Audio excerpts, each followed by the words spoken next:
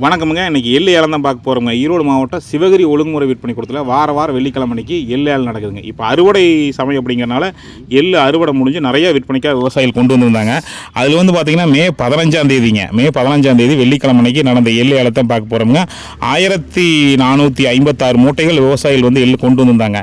இதில் கருப்பு ரக எள்ளு பார்த்திங்கன்னா கிலோ ஒன்றுக்கு குறைந்தபட்ச விலையாக 98 ரூபா 9 காசுக்குமா, அதிகபட்ச விலையாக 152 ரூபா 99 காசுக்கு போச்சுங்க. சராசரி விலைங்க ஒரு கிலோ கருப்பு ரக எள்ளு சராசரி விலை 127 ரூபா 60 காசுக்கு போயிருக்குதுங்க.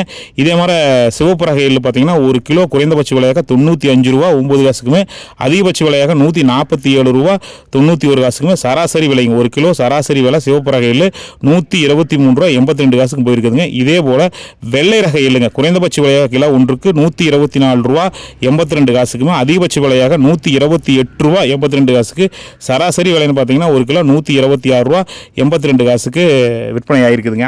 நீங்கள் எள்ளு கொண்டு வர மாதிரி இருந்ததுன்னா வெள்ளிக்கிழமை காலையில் ஒரு 7 மணிக்குள்ள கொண்டு வரலாமுங்க. வியாழக்கிழமை கொண்டாந்தாலும் இறக்கி வைப்பாங்க. வரும்போது bank passbook xerox, Aadhaar xerox மறக்காமல் கொண்டு வந்துடுங்க.